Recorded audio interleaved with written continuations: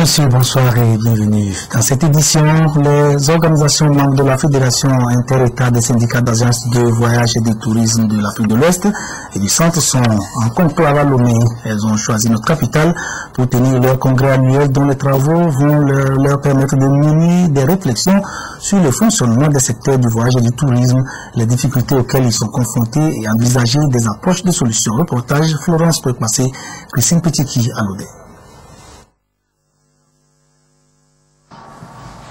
Faute de moyens appropriés, les États africains individuellement ne sont pas qualifiés pour asseoir des compagnies aériennes.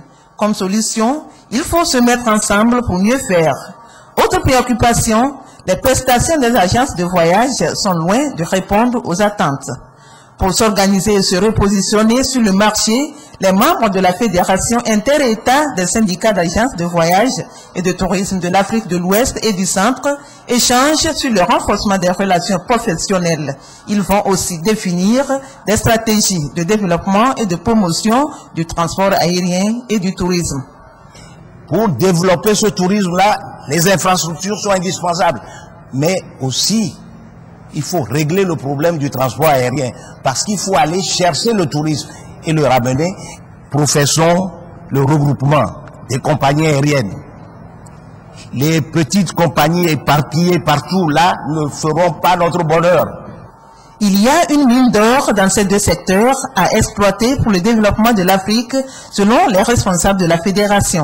Il faut simplement briser les barrières et ce 15e congrès a ce défi à relever, selon le ministre en charge de l'environnement et des ressources forestières.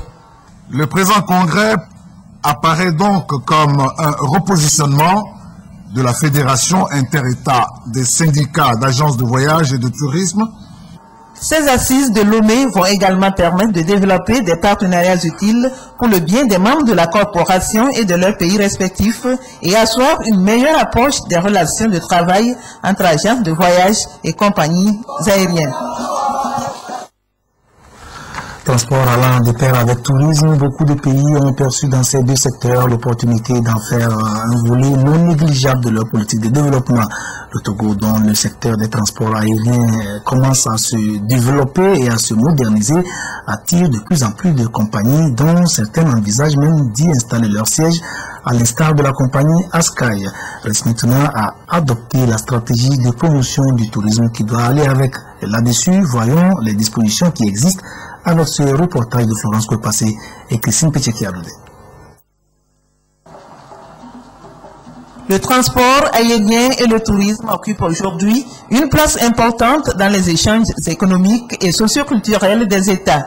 52% des touristes prennent l'avion alors qu'en Afrique, quelques pays seulement disposent de compagnies aériennes qui font le lien entre les États.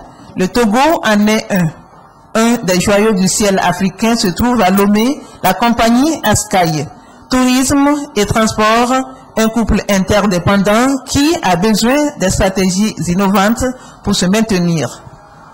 En termes de stratégie, on a plusieurs moyens. On est en train d'augmenter notre réseau de distribution. Aujourd'hui, tu peux être aux États-Unis, tu peux être en Asie, tu peux être en Europe et tu achètes un billet Askai qui vous lienne avec plusieurs compagnies aériennes qu'on a en partenariat avec eux en termes de Interline. En 2015, on a prévu d'augmenter les différentes destinations. Pour arriver au Togo, on peut facilement obtenir le visa à l'aéroport de Lomé, ce qui est un grand atout et ce qui aide vraiment à améliorer l'arrivée des visiteurs au Togo. Le tourisme est créateur d'emplois et générateur de devises. Le Togo a choisi de faire de ce secteur un des leviers de la lutte contre la pauvreté. Le tourisme a rapporté pour l'année 2013, nous avons eu 333 000 enregistrés, 333 000 touristes arrivés dans notre pays, ce qui a rapporté des devises de près de 33 milliards. Le Togo s'est doté récemment d'un plan directeur de développement et d'aménagement touristique. Il ambitionne de porter à 7% d'ici à 2020 la part du secteur du tourisme au PIB qui est de 2% aujourd'hui. Je peux donner la présente lecture de ce communiqué du gouvernement. L'opération Pays propre instituée par le gouvernement dans le cadre de la mise en œuvre de la politique nationale de formation civique et d'éducation à la citoyenneté a démarré samedi 8 novembre 2014 sur toute l'étendue du territoire national. Le défi actuel reste l'appropriation de cette opération de salubrité publique par toutes les couches socio-professionnelles en vue de son ancrage dans les habitudes et de sa pérennisation. Les autorités locales, préfets, présidents de délégations spéciales, autorités religieuses, chefs cantons, chefs de village et de quartier, syndicats, etc. sont tenus de l'organisation mensuelle et du suivi de l'effectivité de cette activité dans toutes nos villes et campagnes. Dans la perspective d'une synergie d'action pour une meilleure organisation des opérations à venir, tous les ministres sont priés de prendre des dispositions pour une participation effective des différents services relevant de leur département ministériel à cette opération citoyenne. À cet effet, le gouvernement invite les agents de l'administration publique et privée, les corps constitués, les organisations de la société civile, les comités de développement des villages et des quartiers et toutes les couches sociales de notre pays à sortir massivement le samedi 6 décembre 2014 pour rendre propre notre environnement, notre santé et notre qualité de vie en dépendent. Togo propre, c'est notre affaire à tous. C'était un communiqué du gouvernement. Le programme national d'investissement agricole et de sécurité alimentaire et ses différentes branches viennent d'être soumis à l'examen des acteurs en charge de leur mise en œuvre.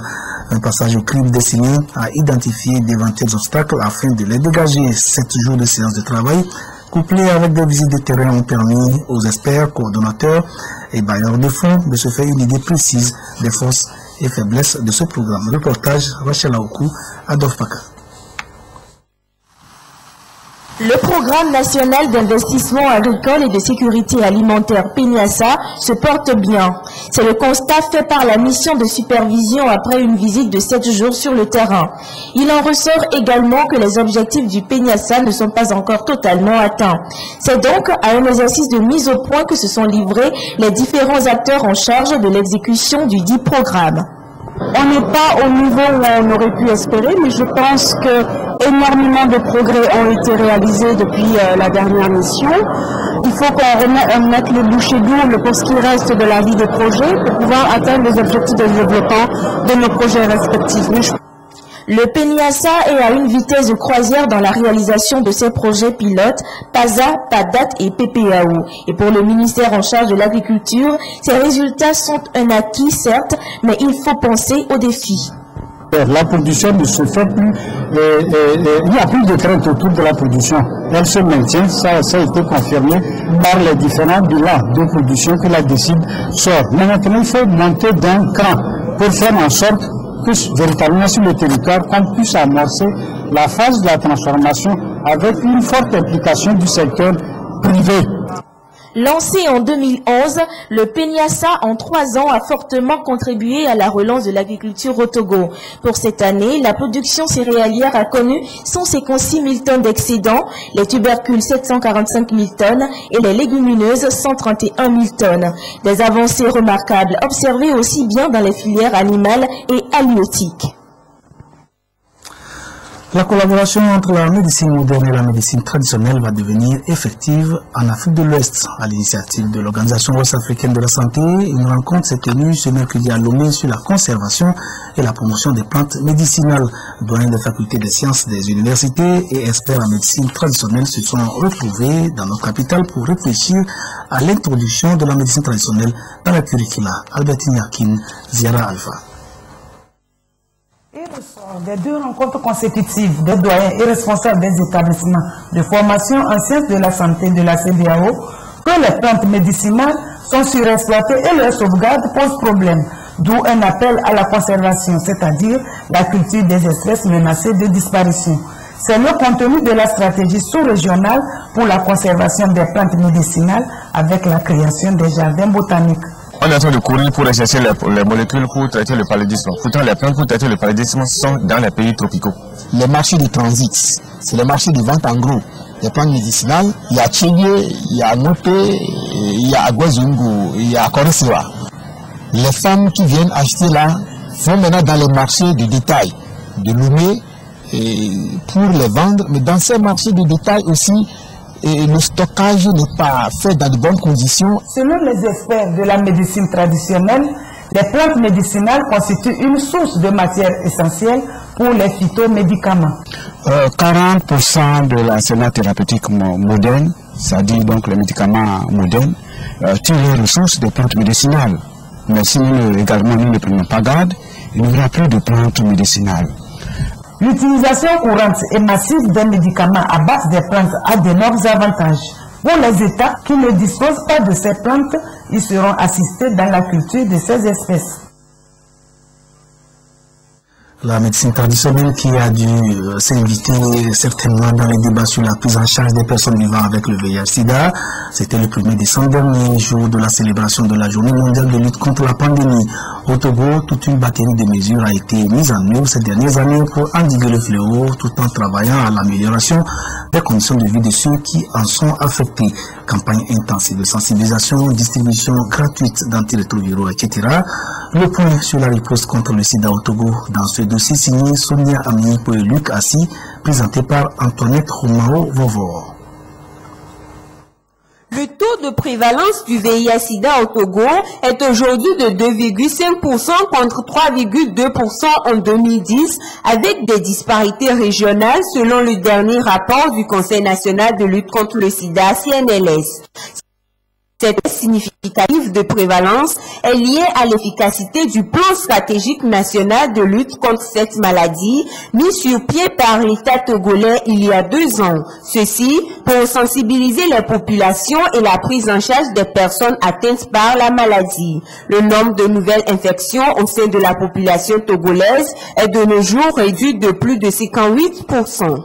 Ces résultats aussi sont liés aussi à l'action, non seulement du gouvernement, aussi avec l'appui des partenaires techniques et financiers, mais il y a quand même des défis parce que malgré les 2,5%, on est encore loin de l'objectif qu'on veut, c'est d'avoir une génération sans sida au Togo.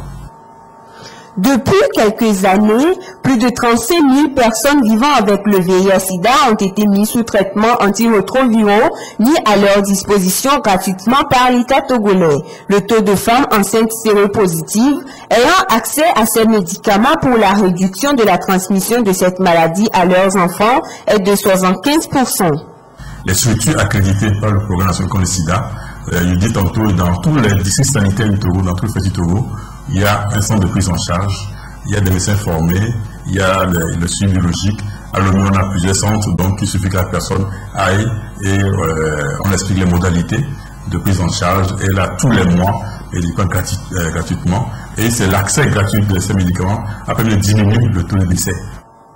Malgré ces efforts, la qualité des services médicaux et socio-communautaires reste encore à améliorer. Du côté de la population, la vigilance doit être maintenue, le préservatif, la fidélité ou l'abstinence demeurent les moyens de protection privilégiés.